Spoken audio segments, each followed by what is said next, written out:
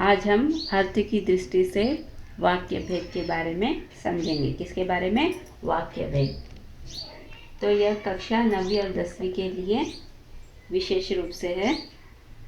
तो वाक्य के भेद 8 है। कितने हैं वाक्य भेद? 8।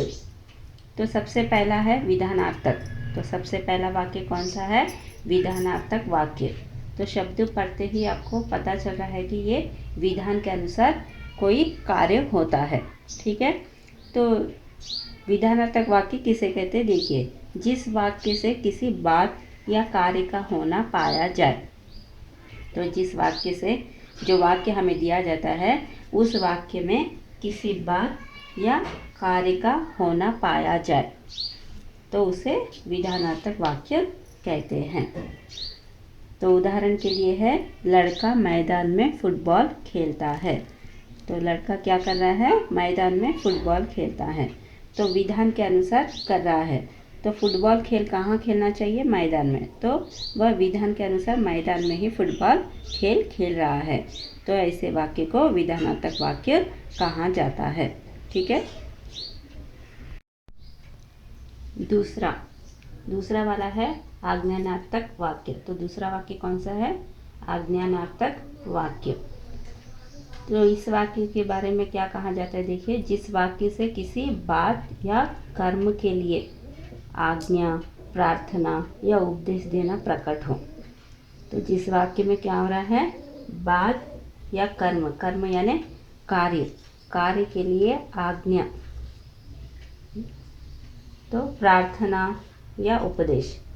तो कार्य के लिए, कर्म के लिए क्या हो रहा है? आज्ञा, प्रार्थना या उपदेश देना प्रकट हो तो उसे आज्ञानार्थक वाक्य कहते हैं। ठीक है। तो आज्ञानार्थक वाक्य पढ़ने से ही आपको पता चल जाता है कि इसमें किसी के लिए आज्ञा दी जा रही है या प्रार्थना की जा रही है या उपदेश प्रकट हो रहा है। ठीक है।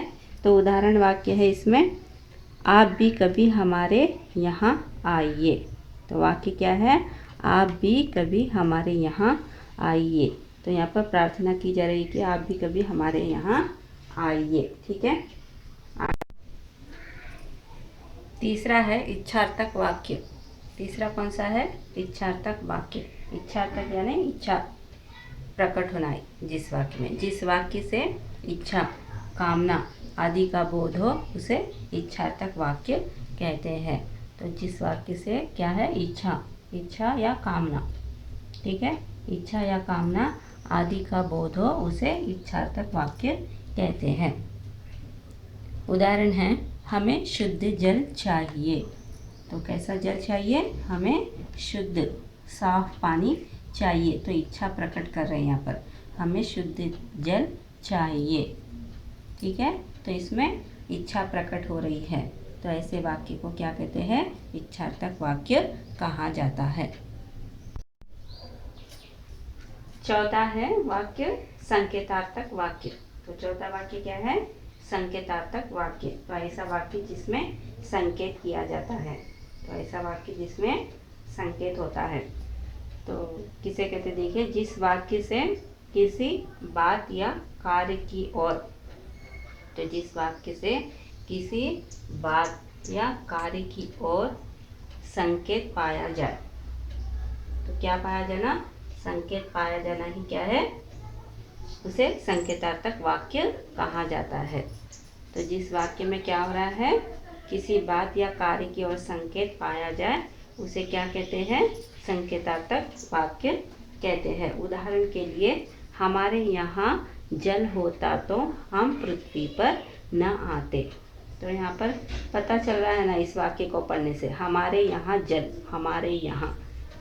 जल होता तो हम क्या करते? पृथ्वी पर न आते। तो यहाँ पर जल और पृथ्वी की ओर संकेत किया गया इस वाक्य में, हमारे यहाँ जल होता तो हम पृथ्वी पर न आते। तो इस तरह के वाक्य को संकेतार्थक वाक्य कहा जाता है। पांचवा वाक्य है संदेहार्थक वाक्य। तो पांचवा वाक्य कौन सा है? संदेहार्थक। तो संदेहार्थक यानी ऐसा कार्य, ऐसा वाक्य जिसमें संदेह है कि वो पूरा हुआ है या नहीं। तो पूरा होगा या नहीं। तो इस तरह का संदेह होना ही क्या है, उसे संदेहार्थक वाक्य कहा जाता है। देखिए, जिस वाक्य से संदेह या संभावना आदि का बोध हो, तो जिस वाक्य से संदेह या संभावना आदि का बोध हो उसे संदेहार्थक वाक्य कहते हैं। उदाहरण के लिए, यहाँ का जल शुद्ध होगा। तो उदाहरण वाक्य क्या है, यहाँ का जल शुद्ध होगा। तो जल शुद्ध है या नहीं पूरी तरह से पता नहीं है, तो उसमें हमें संदेह है। तो शुद्ध होगा ऐसा कहा गया है, तो इस तरह के वाक्य को संदेहार्थक वाक्य कहते हैं। तो जिस वाक्य में संदेह होता है उस तरह के वाक्य को क्या कहा जाता है, संदेहार्थक वाक्य। ठीक है। छठा वाक्य है प्रश्नार्थक वाक्य। छठा वाक्य कौन सा है, प्रश्नार्थक वाक्य। तो ऐसा वाक्य जिसमें प्रश्न किया जाता है, तो इस तरह के वाक्य को क्या कहते हैं, प्रश्नार्थक वाक्य। जिस वाक्य से किसी बात के लिए प्रश्न सूचित हो, तो जिस वाक्य से किसी बात के लिए क्या सूचित हो, प्रश्न सूचित हो, उसे प्रश्नार्थक वाक्य कहते हैं। उदाहरण के लिए, यह यान कहाँ से आया। तो इस वाक्य में क्या पूछा गया है, यह यान कहाँ से आया, कहाँ प्रश्न किया गया है और यहाँ पर प्रश्न चिन्ह भी आया है। तो यह यान कहाँ से आया है। तो इस तरह से वाक्य को पढ़ने पर आपको पता चलता है कि यहाँ पर प्रश्न किया गया है। तो इस तरह के वाक्य को क्या कहा जाता है, प्रश्नार्थक वाक्य कहा जाता है। सातवां वाक्य है विस्मयार्थक वाक्य। सातवां वाक्य कौन सा है, विस्मयार्थक वाक्य। तो ऐसा वाक्य जो विस्मय या हर्ष प्रकट करता है वाक्य से, तो उसे क्या कहते हैं, विस्मयार्थक वाक्य। जिस वाक्य में विस्मय हर्ष आदि प्रकट हो उसे विस्मयार्थक वाक्य कहा जाता है। ठीक है। तो उदाहरण वाक्य है, वाह फुटबॉल अच्छा खेल है। उदाहरण वाक्य क्या है, वाह फुटबॉल अच्छा खेल है। तो इसमें इस वाक्य में हर्ष प्रकट हो रहा है कि फुटबॉल अच्छा खेल है, वाह तारीफ की जा रही है, फुटबॉल अच्छा खेल है। इस तरह के वाक्य को क्या कहते हैं, विस्मयार्थक वाक्य। तो ऐसा वाक्य जिसमें आश्चर्य हर्ष में खुशी प्रकट होती है, तो इस तरह के वाक्य को क्या कहा जाता है, विस्मयार्थक वाक्य। ठीक है। तो आठवां वाक्य है निषेधार्थक वाक्य। आठवां वाक्य कौन सा है, निषेधार्थक वाक्य। तो निषेध यानी ऐसा कार्य जो करना मना है, तो ऐसा कार्य जिसे हम नहीं करना चाहिए, तो उसे क्या कहते हैं, निषेधार्थक वाक्य कहते हैं। जिस वाक्य से किसी बात या कार्य का न होना, जिस वाक्य से किसी बात या कार्य का न होना, क्या याद रखना चाहिए, न होना पाया जाए, वह निषेधार्थक वाक्य कहलाता है।